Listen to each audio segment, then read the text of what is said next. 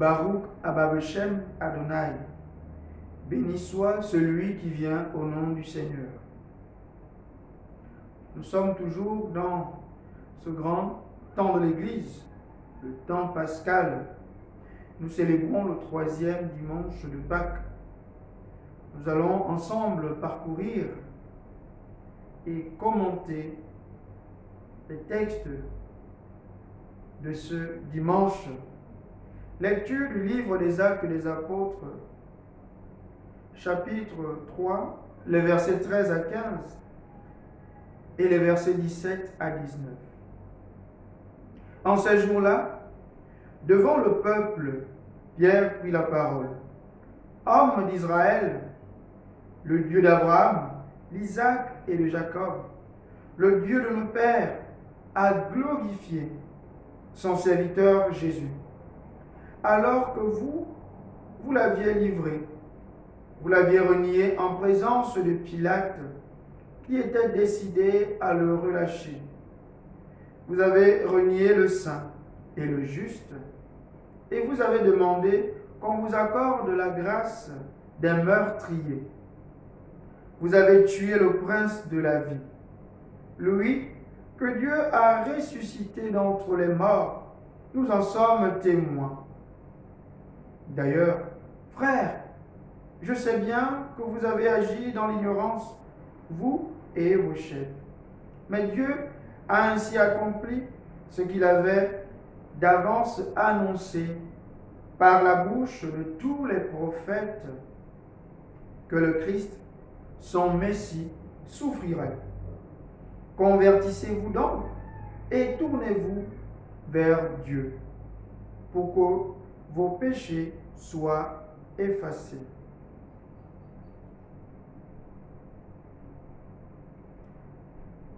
Ce passage du livre des Actes des Apôtres vient après un événement extraordinaire, un boiteux qui chaque matin est posé à l'entrée du temple, principalement au niveau de la belle porte, et qui fait l'aumône en demandant quelques piécettes. Et voilà que Pierre et Jean vont au temple pour prier. Et ils trouvent cet homme qui est là, boiteux. Et voilà que Pierre va lui dire que je n'ai ni or ni argent, mais ce que j'ai, je te le donne au nom de Jésus-Christ. Lève-toi et marche. Et voilà qu'à la suite de cela, cet homme se met à marcher, à gambader dans le temple. Ce qui crée donc l'étonnement de tous ceux qui ont été témoins de cet événement. C'est de là que vient ce discours que nous venons d'écouter dans cette première lecture. Ce discours qui est en fait ce qu'on appelle un kérigme. Kérigme vient de kérugma ou kérux, qui veut dire proclamer. Proclamer de manière à se faire entendre par tout le monde à haute voix. C'est le message qu'apporte un héros, celui qui crie pour annoncer une nouvelle. Mais ici, kérigme signifie cette annonce, cette proclamation de la foi en Jésus-Christ adressée aux non-juifs, c'est-à-dire les païens, et aussi aux juifs, cette foi qui se fonde sur 3 éléments. D'abord, on a l'événement de Jésus. Après l'événement de Jésus, nous avons l'interprétation de l'Écriture qui interprète l'événement de Jésus. L'événement de Jésus qui trouve son accomplissement dans l'Écriture.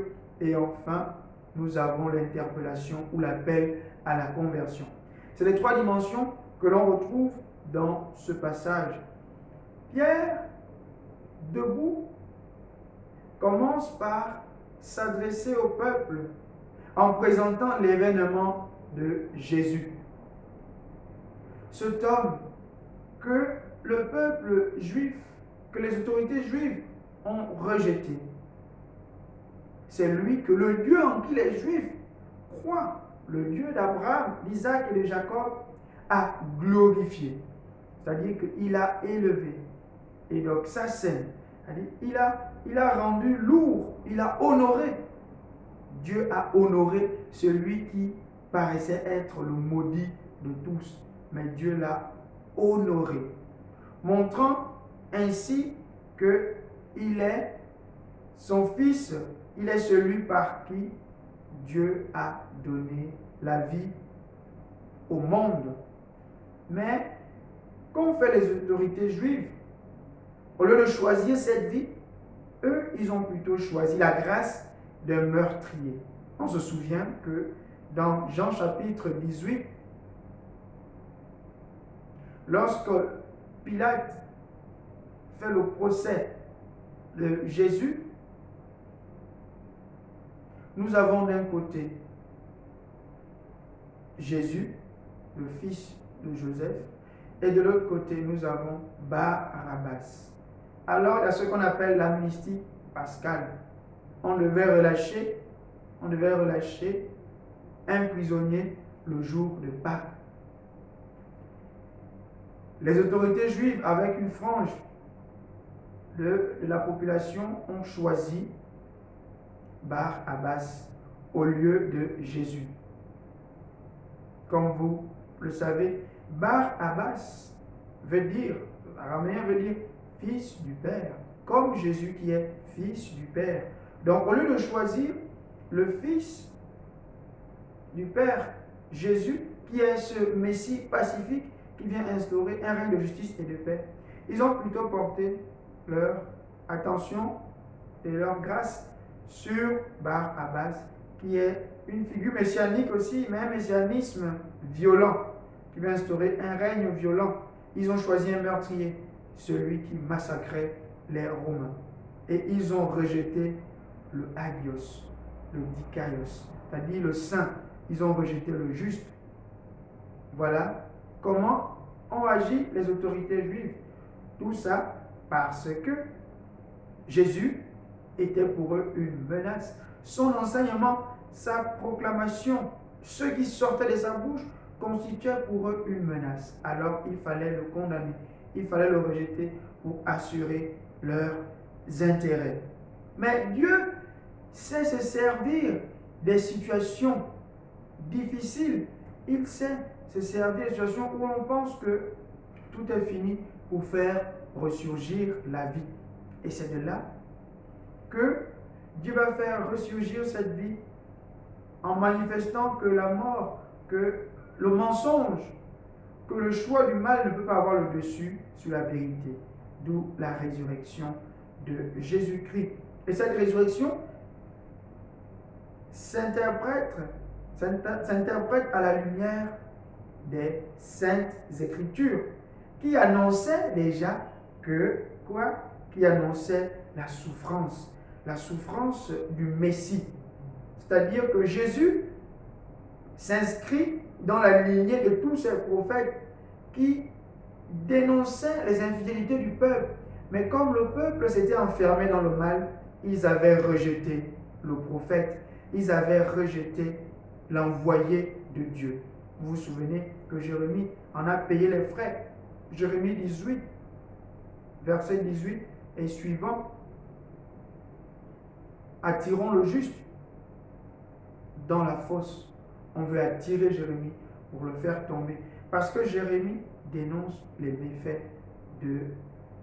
des autorités juives qui se sont mis à pratiquer le culte de Baal, les divinités païennes, et qui viennent se cacher dans le temple en disant que le temple va toujours nous préserver de tout mal et que Dieu, au nom du culte formaliste qu'ils pratiquent, devrait plutôt garantir leur bien-être.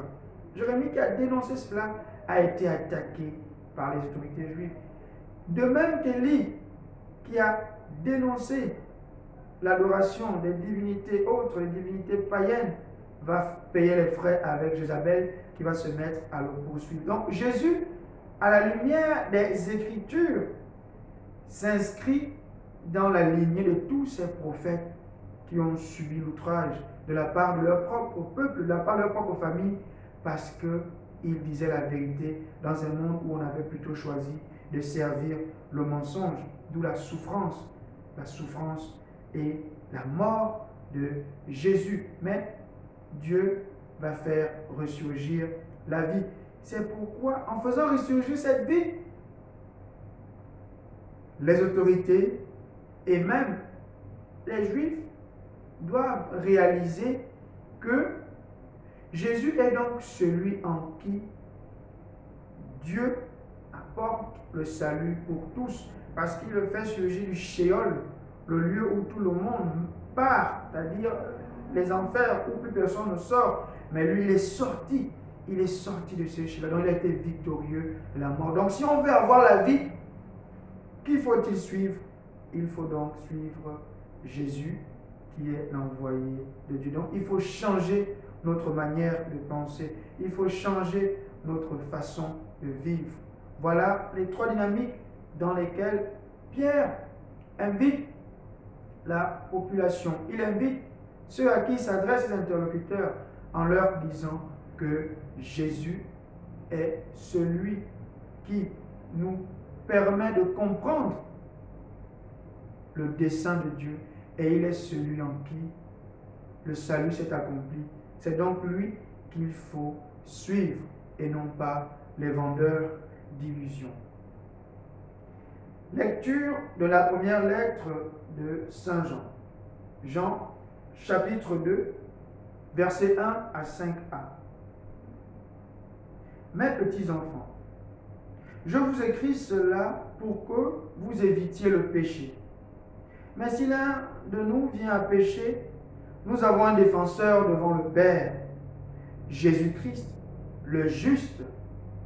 C'est lui qui, par son sacrifice, obtient le pardon de nos péchés. Non seulement des nôtres, mais encore de ceux du monde entier. Voici comment nous savons que nous le connaissons. Si nous gardons ses commandements, celui qui dit « je le connais » et qui ne garde pas ses commandements est un menteur. La vérité n'est pas en lui. Mais en celui qui garde sa parole, l'amour de Dieu atteint vraiment la perfection.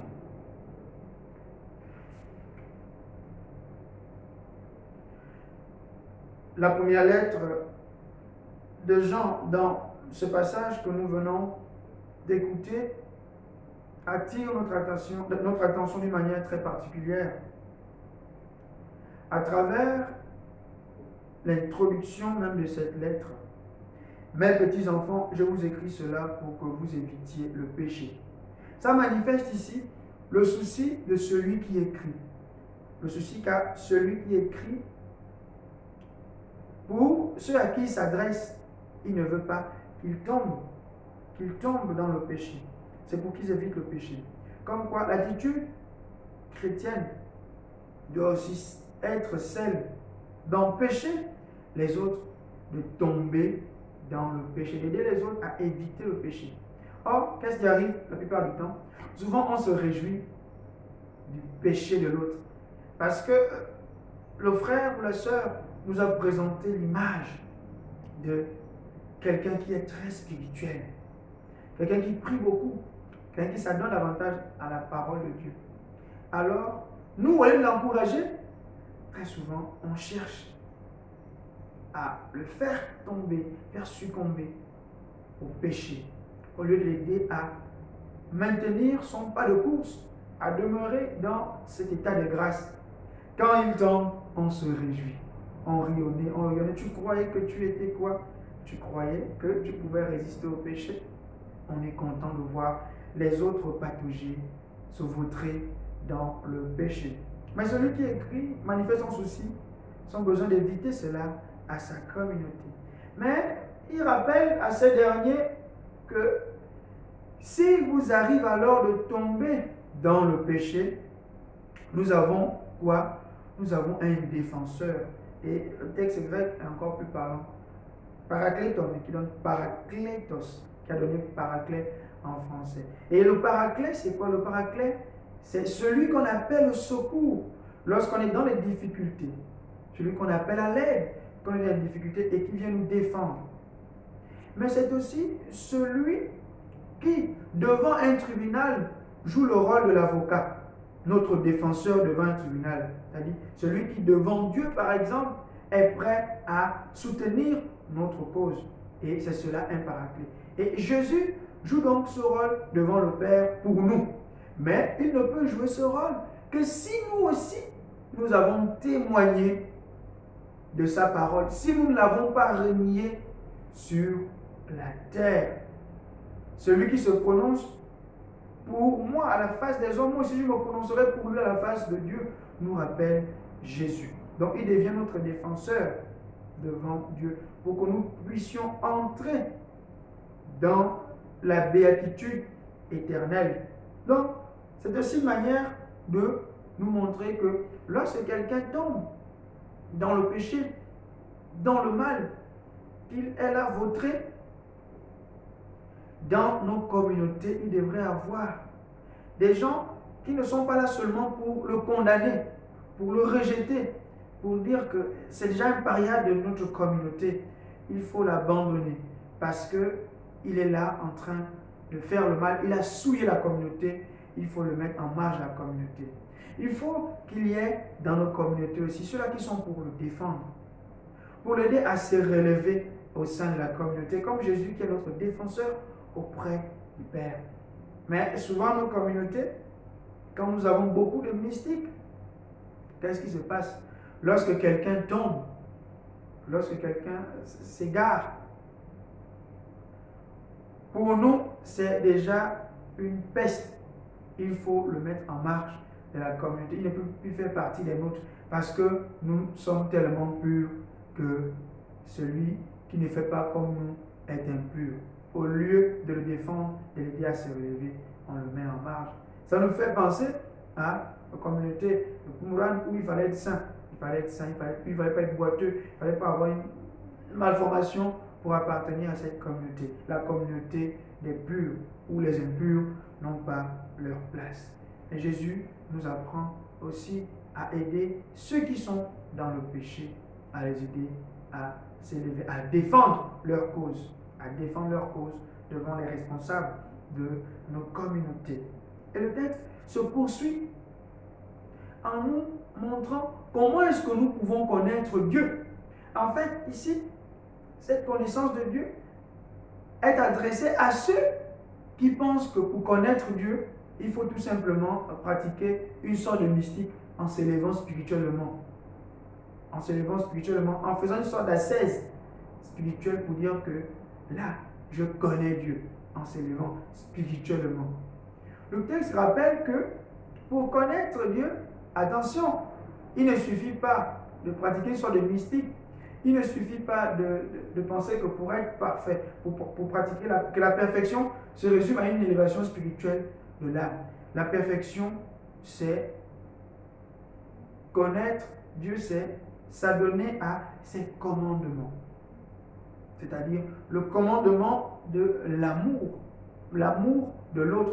Donc, dans la connaissance de Dieu, il y a ce qu'on pourrait appeler une dimension éthique. Une éthique de la connaissance. Et l'éthique, c'est quoi? C'est la relation aux autres. Or, dans la communauté, il y avait ceux-là qui disaient que je suis un mystique, je suis un spirituel, alors qu'il était incapable d'aimer l'autre, alors qu'il était incapable de vivre en relation avec les autres. Or, ici, c'est un rappel à la dimension morale de la connaissance de Dieu. Dieu est relation à l'autre. Dieu est rapport aux autres. Dieu est attention à l'autre. Dieu n'est pas marginalisation de l'autre pour une élévation spirituelle. Parce que celui, au final, en qui nous reconnaissons le visage de Dieu, en qui nous reconnaissons l'amour de Dieu, vous parlez quand Lévinas, c'est dans le visage de l'autre, qui nous dit tu ne tueras point. Donc, dans l'attention que je jette à l'autre, dans l'amour que je porte à l'autre, à ce moment donné, je découvre le commandement de Dieu. Le commandement de Dieu ne se déploie pas dans une sorte de mystique personnelle, mais il y a non seulement cette dimension verticale, mais il y a également la dimension horizontale de la relation à l'autre, de l'attention à l'autre.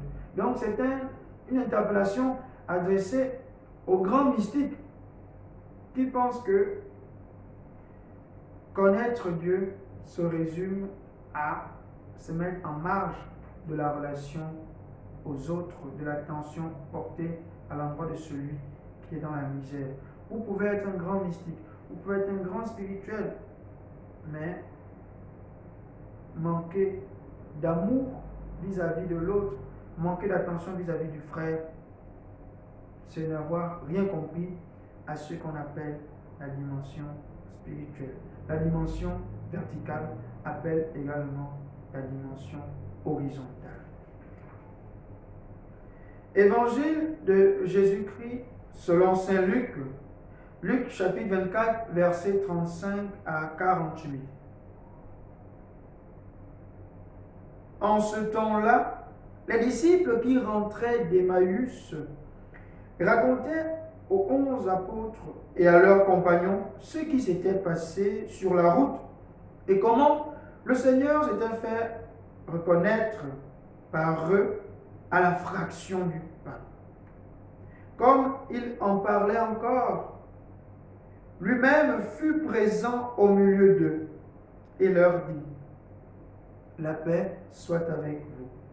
Saisis de frayeur et de crainte, ils croyaient voir un esprit. Jésus leur dit: pourquoi êtes-vous bouleversés? Et pourquoi ces pensées qui surgissent dans votre cœur? Voyez mes mains et mes pieds, c'est bien moi. Touchez-moi, regardez. Un esprit n'a pas de chair ni d'os, comme vous constatez que j'en ai. Après cette parole, il leur montra ses mains et ses pieds. Dans leur joie, ils n'osaient pas encore y croire et restaient saisis d'étonnement. Jésus leur dit: avez-vous ici quelque chose à manger? Ils lui présentèrent une part de poisson grillé qu'il prit et mangea devant eux. Puis il leur déclara: voici les paroles que je vous ai dites quand j'étais encore avec vous. Et il faut que s'accomplisse tout ce qui a été écrit à mon sujet dans la loi de Moïse, les prophètes et les psaumes. Alors il ouvrit leur intelligence à la compréhension des Écritures. Il leur dit: ainsi est-il écrit que le Christ souffrirait, qu'il ressusciterait d'entre les morts le troisième jour, et que la conversion serait proclamée en son nom pour le pardon des péchés à toutes les nations, en commençant par Jérusalem. À vous d'en être les témoins. Nous sommes à la suite de l'épisode d'Emmaüs où Jésus s'est manifesté aux disciples d'Emmaüs qui avaient perdu en quelque sorte la foi, qui étaient déçus de l'événement tragique qu'ils venaient de vivre. Jésus qui a été crucifié comme un vulgaire bandit sur une croix. Lui qu'on croyait que celui qui devait relever Israël. Et le passage que nous avons écouté commence par leur témoignage. Le témoignage de ces disciples qui rentrent d'Emmaüs, et qui racontent aux 11 et à leurs compagnons ce qui leur arrivé. Qu'est-ce qui s'est passé? Jésus s'est fait reconnaître à la fraction du pain. Et le texte grec parle de egnoste, c'est-à-dire que Jésus fut connu à la fraction du pain. Jésus fut connu. Ça veut dire que quand Jésus se manifeste, c'est lui qui a l'initiative de la reconnaissance. C'est lui qui a l'initiative de la reconnaissance. Pour reconnaître Jésus, il faut que Jésus nous donne les clés pour que nous puissions arriver à le reconnaître. Ça veut donc dire que quand Jésus se manifeste, tout le monde ne peut pas le voir. Tout le monde ne peut pas le voir. Tout le monde ne peut pas le connaître s'il ne donne pas les clés de lecture pour arriver à le discerner, pour arriver à le comprendre, pour arriver à le découvrir. Ce qui veut donc dire que dans la résurrection de Jésus, le corps de Jésus est un corps fait de chair et d'os, mais Jésus aussi est rentré dans une nouvelle, c'est-à-dire une nouvelle existence qui n'est plus visible par le simple regard. Il faut la reconnaissance que Jésus nous permet d'avoir, nous permet d'entrer dans cette reconnaissance. Jésus se fait reconnaître quand au moment de la fraction, c'est-à-dire la fraction du pain. On sait que chez les Juifs, au cours du repas, au repas pascal, le chef de famille prend le pain, il prend le pain, l'érem, il prononce la bénédiction sur le pain qu'on appelle moti, pour bénir Dieu qui donne le pain de la terre, pour reconnaître cet amour que Dieu a pour l'homme en lui donnant le pain, en le nourrissant. Donc, après, il fractionne le pain. Ce qui sous-entend que Jésus avait donc une manière particulière de fractionner le pain. Et il n'y a que les disciples, ceux qui ont marché avec lui, qui connaissaient cette manière de fractionner le pain. C'est pourquoi quand Jésus fractionne le pain, paf, ils le reconnaissent et il disparaît à leur vue. Donc Jésus avait une manière particulière. Donc c'est pour connaître ça, il faut avoir été dans l'intimité. Donc pour arriver à connaître Jésus, à le découvrir, il faut donc cultiver une certaine intimité avec lui.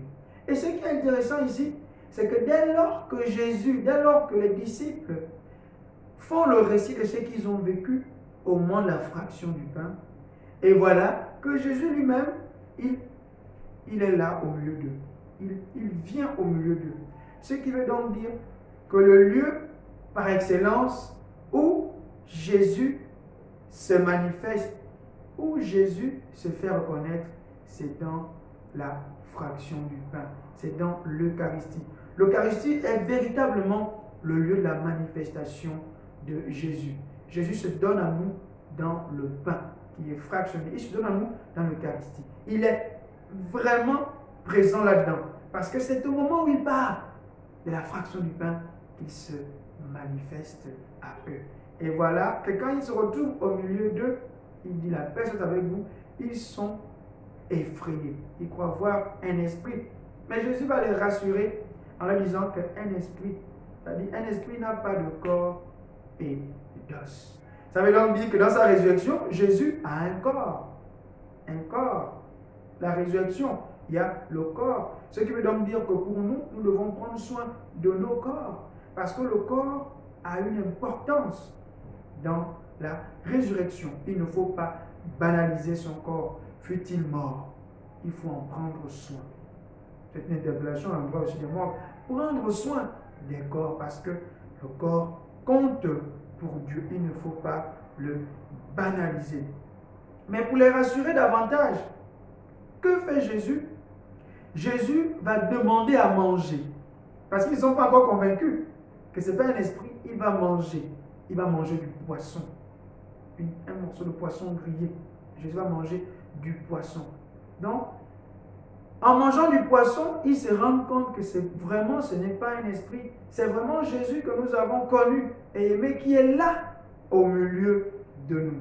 Ce qui veut donc dire que Jésus est vraiment ressuscité. Jésus a un corps, mais un corps qui n'est plus limité par l'espace et le temps. Et Jésus, en mangeant le poisson, dans le texte grec, le poisson c'est ictus. Ictus. Si on décortique le mot ictus, on retrouve les premières lettres qui donnent la nature de ce qu'est Jésus. Ictus.